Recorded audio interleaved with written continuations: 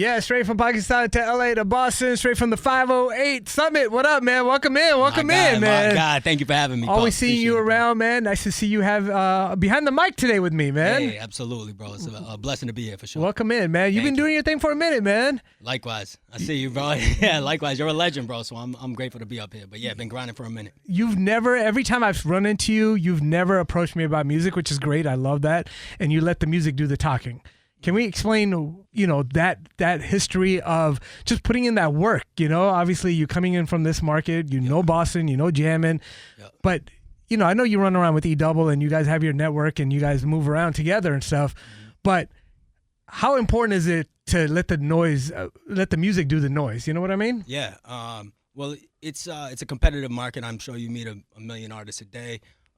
Sometimes what can separate you is just not being the one that's like, hey, check me out, and just like letting the like you said, let the music do the talking. So I think my approach has been mostly to be respectful of your time and like just being grateful to meet you and just as a human being first and foremost. And then if you ever do look into the music, that can only benefit me. No, that's what's up, man. Thank you for doing that way because, like you said, there's a lot of people that are always like, yo, I want to put on for my city. I think everybody does, you know, at the end of the day. And, you got some crazy numbers going on, man. And I always tell my mixers that we have to let these artists put in some work because there's a fine line of a handout versus helping and versus enabling. Mm-hmm. When you all of a sudden get played on jam, and some people haven't put in that work and don't know what to do after that. You know what I mean? So there's a little criteria I have where let these artists put in some work, and then of course we're going to support you, but you got to put in that first work. So you've done that, man. So good job, man. Thank you very much, bro. I appreciate that. Yeah, just in being a rapper too, like there's so many people who have like not stuck with it, or just like artists in general, not even just rap, but like just people who don't stick with it, and then if you were granting them an opportunity that they weren't going to take advantage of or appreciate fully, then it would be a waste. So I like how you set the bar high and make artists like earn it. So, and I just want you to see put in the work because if you get it, we get a lot of I dropped the song, can we play it on jam? And it's like, bro, what else do you have? I need to hear a project. I need to see what the station is investing in. Like, are we going to help you become what you really want to become? So good job with that, man. Thank you, brother. Do we have a sound? Do you think Boston has a sound? Should we have a sound? Two-part question. All right. I think it's an eclectic sound. If anything, I think it's there's a lot of different kinds of talent in Boston, and I think that individuality is kind of our sound. It's like not really generalized, but something that you can't really pinpoint, but it's kind of a common thread in everybody who I see from Mass in New England is that they're true to themselves. Yeah. Do you think that kind of sometimes makes it harder just because the West has a sound? New York, when we say East Coast, we mean New York. Yeah. They have that sound. South has a sound. Yeah. Do you think it makes it harder that way or yeah? I think so in a sense because people like things that are packaged and easily like digested and being able to understand them quickly, and that helps with like pitches and promotion for people like to understand something, and one line is like a key to be able to deliver to an audience or a potential audience. So I think it can be difficult to like kind of, put us in a box or deliver it in a way that's like concise for somebody on the outside. But I think in general, once you do see the quality of the artists that we have and the different kinds of music that we have to offer, it's ultimately a strength. Right. No, I agree with that. I think that everyone does sound different, and then it sucks because we're so close to New York that when we do sound like, when we have artists that do sound like that, it's like, oh, you're trying to be New York. Right. And then you got some people that do have like a little Southern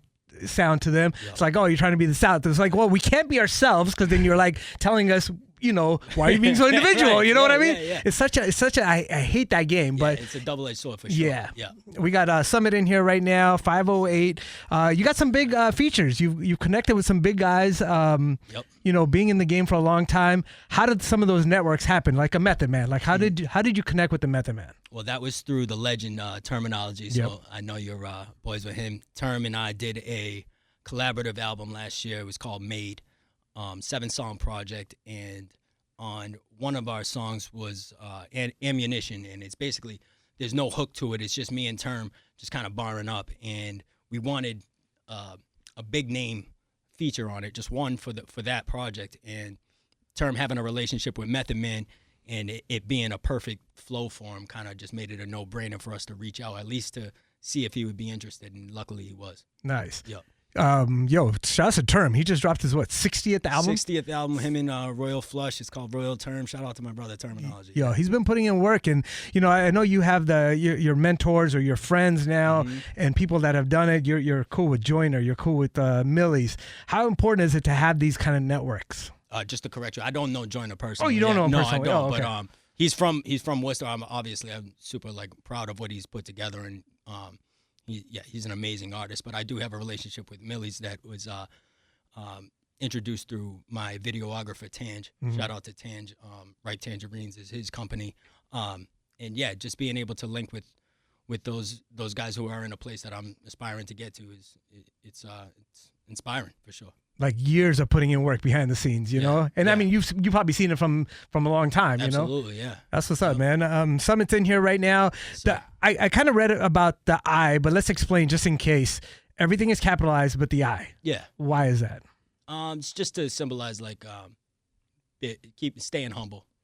How does that symbolize that? That was the question I was okay. So instead of making yourself less than what everything else is. The I is the lowercase things, and the other letters are capitalized. So it's a way of the I, as in me, staying humble and small. Got it. No matter, because SUMiT is a grandiose name, kind of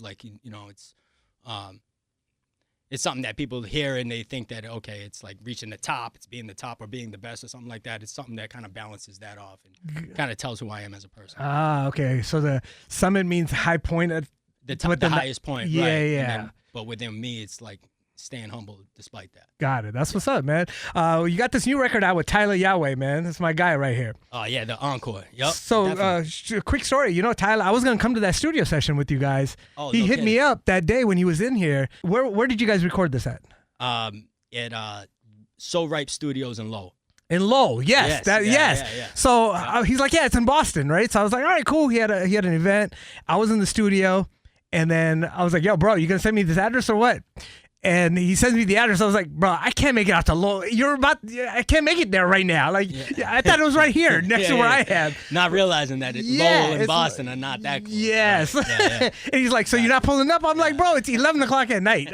I have a wife now. Yeah, it was late. Yeah. We ended up at the encore until 6 a.m. that night too. Yo, he's a gambler. It was a crazy night. It was a wild night. Yo, man, he's fun, man. He's a lot of blast. So how did you guys get together before we get into this record? That was through one of the other videographers who's a part of the Right Tangerines team. His name is Shot by Nick, who had Tyla coming in to do their segment Ripe or Rotten, and we were just in the middle of doing a studio session or filming something around that time. So he was like, hey, if you're going to be around, this is a song that we could put together for you. And we were able to do that. Worked out perfectly, yeah. No, you guys sound great on this. Let's get into it right now. While I got you on, go ahead and introduce it for everybody. Hey, what up, everybody? This is your boy SUMiT, and this is my joint with Tyla Yaweh. It's called The Encore.